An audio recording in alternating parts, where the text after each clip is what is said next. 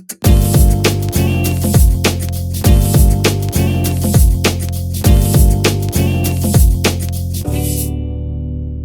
à toutes, bonjour à tous. Aujourd'hui, un nouvel épisode, les clés de l'art, avec un nouvel invité qui n'est autre que Arnaud Wolgensinger, le fondateur de Active Leasing. Donc Arnaud, je te laisse nous présenter, justement, savoir comment tu es arrivé dans ce monde de l'art. Bonjour Laurence. Bonjour. Ravi d'être là dans ton magnifique atelier. Merci. Voilà. Je suis arrivé dans le monde de l'art par plein de différentes raisons. Tout d'abord par passion, qui s'est révélée dans le temps dans ma vie. J'ai eu la chance d'être assez souvent dans des voyages dans des grandes villes où il y a toujours un musée. Et je me suis toujours efforcé de façon assez naturelle d'aller visiter ce musée et de connecter justement avec l'art, les artistes. Et puis on a toujours une histoire. Moi, ça vient d'un oncle qui est dans la mode, qui était extrêmement passionné d'art. Et quand on grandit avec un environnement, des sculptures, des tableaux, et en fait, c'est un inconscient qui s'installe chez nous. Et puis finalement, ça suit dans la vie. Et pourquoi avoir fondé Active Leasing? Alors donc moi j'ai un parcours… Qu'est-ce que c'est déjà?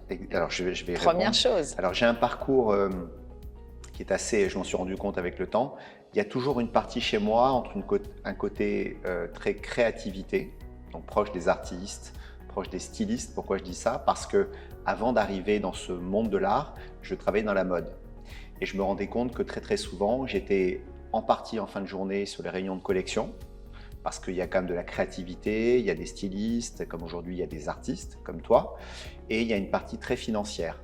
Et j'ai travaillé longtemps dans la mode, et puis après j'ai changé. Un jour on m'a appelé pour venir travailler dans l'environnement de l'art avec des grosses machines, des grosses galeries, et il n'y a pas de finance sans business model, et il n'y a pas de business model sans les artistes. Voilà.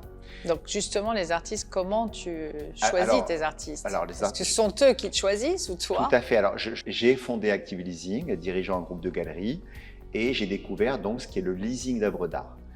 C'est le même principe exactement, on va dire, que pour des voitures, sauf que c'est pour les œuvres d'art.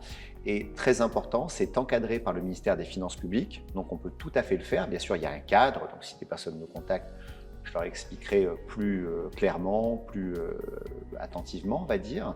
Mais c'est extrêmement important parce qu'en fait, c'est un pont, on va dire, entre justement vous, les artistes, les entreprises, qui peuvent être donc des professions libérales, donc aussi bien des avocats, des experts comptables et des entreprises, et notre outil de leasing. En fait, nous, tout simplement, on permet, on va dire, à des entreprises de créer leur collection, de développer leur collection grâce à notre outil de leasing.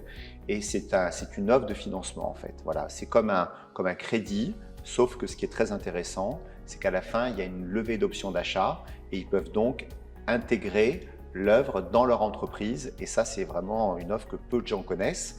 Et donc, en dirigeant ce groupe de galeries, j'ai découvert ce service qui est absolument, je trouve, moderne, génial et inconnu. Donc, ça permet de défiscaliser, c'est bien cela? Ça permet exactement de déduire, pour être extrêmement précis. Tous les mois, les gens vont prendre un financement qui va être sur 13 mois, 24 mois, 36 mois, 48 mois. Et tous les mois, ils vont payer une mensualité qui est en fait une charge dans le bilan. Ils la déduisent entièrement. Et à la fin de l'opération, c'est comme un crédit bail, il y a une option d'achat. Donc effectivement, c'est une niche, on déduit tout, on défiscalise et surtout, ça aide l'environnement de l'art. C'est ça qui est extrêmement intéressant, qui actuellement, comme plein d'environnements, est en pleine mutation, en plein changement, en pleine réadaptation. Oui, j'allais te poser cette question, savoir comment tu considères aujourd'hui le marché, le monde de l'art. Alors c'est intéressant, je viens de faire plusieurs foires et j'écoute très souvent, sans spécialement dire comment, pourquoi. On est dans un monde en mouvement permanent, on est dans une période qu'on connaît quand même assez instable, il faut dire la vérité. Donc l'art est une valeur refuge, c'est là où c'est quand même très intéressant pour les personnes qui nous regardent. Et puis en plus, c'est une passion. Donc ça, c'est quand même agréable de mêler les deux, sa passion, une acquisition d'une belle œuvre, c'est important. Et c'est vrai que ça vient souvent soit des galeries, soit de vous directement les artistes. Aujourd'hui, j'assiste à une chose intéressante, comme tous les mouvements dans les affaires, les galeries cherchent à se repositionner. Donc, elles ont compris qu'on a toujours besoin d'avoir un point une assise, on va dire peut-être une galerie d'art, mais également, et c'est ce qui est très important, je trouve qui est extrêmement bien fait ici dans ton atelier, c'est le cérémonial de la vente, de l'accompagnement un peu comme dans le luxe, c'est-à-dire qu'ils ont besoin de quelque chose de cousu main. Et cousu main, ça veut dire qu'on doit leur offrir un service, un accompagnement, quelque chose d'exclusif, comme choisir un bonbon chez toi et en faire la couleur peut-être la plus précise parce qu'on a une mémoire proustienne, on va dire, qui vous rattache à quelque chose du passé. Donc ces galeries, elles sont en pleine mutation et je crois que les gens se cherchent en ce moment. On est quand même, on voit que le commerce de rue est pas comme avant, donc il y a beaucoup de choses qui se font de façon digitale, mais en tout cas à la fin, les gens ont besoin de se rattacher à quelque chose de concret, toucher quelque chose, ressentir une œuvre, toucher une sculpture, c'est important. Et rencontrer des artistes comme toi. Et toi, tu fais ce lien, justement, tu leur permets de faire l'acquisition d'une œuvre d'art, mais à des conditions très avantageuses. Oui, alors nous, le travail d'Active Leasing, il est triple, on va dire. D'abord, on a des personnes qui viennent, on leur fait du sourcing, on leur fait le financement et on a également un package d'assurance. Donc, on fait ce qu'on appelle une œuvre tout en un et on essaye de les écouter, de les comprendre au mieux. Alors, il y a des gens qui viennent avec des choses très précises, d'autres qui savent moins. Et là, c'est notre rôle de les conseiller. Alors, c'est assez intéressant parce que parfois, des gens me disent « est-ce que ça va prendre de la valeur ?» Et moi, dans l'art, j'ai envie de dire, c'est un peu… La première question que je leur pose, c'est est-ce que ça vous plaît? Est-ce que c'est ça doit être un coup de cœur avant tout. Voilà, c'est un coup de cœur. L'art, c'est quand même quelque chose qui est une émotion. C'est comme j'ai un ami très proche qui est extrêmement collectionneur. Bon, quand il est devant un objet de collection d'une certaine époque, d'une certaine période de l'histoire, il a une émotion. Vous voyez ce que je veux dire? Et ça, c'est véritablement quelque chose que les gens doivent retrouver. Et nous, on essaye d'accompagner les gens, de les conseiller, de les rassurer et surtout qu'ils se fassent plaisir. C'est quand même le plaisir, c'est quand même la vie. C'est la base. C'est la base. Donc voilà, on est dans le plaisir, on est dans le travail aussi, et on essaye de mélanger tout ce package. Et on essaye d'avoir des moments avec des personnes comme toi. On essaye d'aller dans les ateliers, on essaye de comprendre leur sensibilité également aux artistes, pour justement faire le pont entre les artistes à travers leur entreprise et le collectionneur qui est aujourd'hui l'entrepreneur. Et pour toi, Arnaud, l'art, c'est avant tout une passion, une émotion? Ah ben moi, j'ai envie de répondre, c'est le plaisir de ma vie, c'est que je vis dans une passion. La passion, tous les jours, elle crée de l'émotion. Comme moi. Bien sûr, c'est des moments extraordinaires.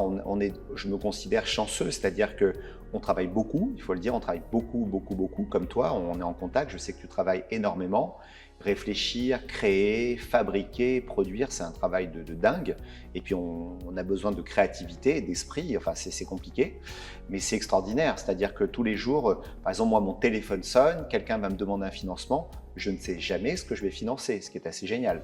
Donc on me demande de financer des objets de collection, j'ai fait des livres, j'ai financé des livres d'époque incroyables. Il y a récemment, j'ai financé, c'était aussi assez génial, je suis passionné personnellement de Formule 1, on m'a contacté pour financer une combinaison de Lewis Hamilton pour un autodrome en Auvergne, donc avec la plaque, avec tout ça. Donc on peut financer tout ce qui est objets de collection, sculptures, tableaux, du mobilier également. Il y a des gens qui achètent du mobilier signé, donc ça on peut tout à fait le faire ou pas signé, mais c'est un package intéressant.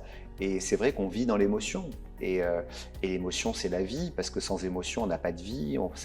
L'émotion, c'est les pleurs, les sourires, c'est ce que dégage une œuvre. Je crois qu'une œuvre, quand on est devant, c'est comme l'amour. On se lève le matin, on va peut-être croiser une personne, et cette personne va nous marquer, va déclencher quelque chose. Pourquoi? Est-ce que le matin, on se lève et on a besoin de se coucher le soir avec une œuvre d'art? C'est la même chose pour l'amour. On ne sait pas ce qui va se passer le soir.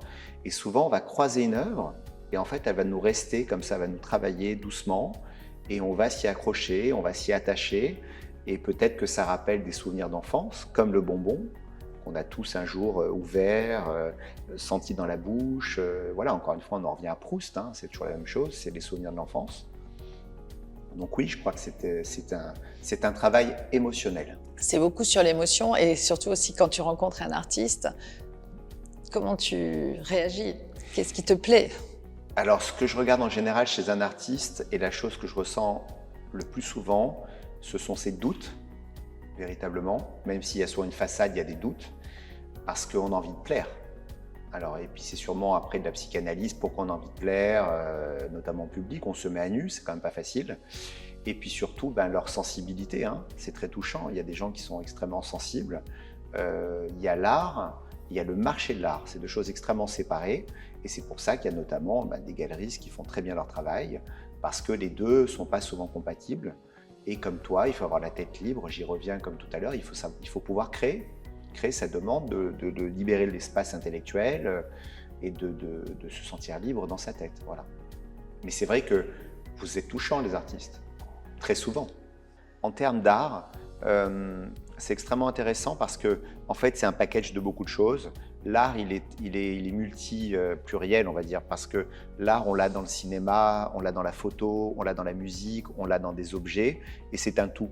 Voilà. Je trouve que c'est pas simplement ton art ou votre art, c'est un mélange de plein de choses, on se nourrit de beaucoup de choses, et d'ailleurs, on voit très souvent que l'art débarque dans la mode, et je dirais que la mode débarque dans l'art avec par exemple ce bonbon qui évidemment vient totalement de Mondrian, et Mondrian a été repris par Yves Saint Laurent pour se relancer avec ses robes à l'époque.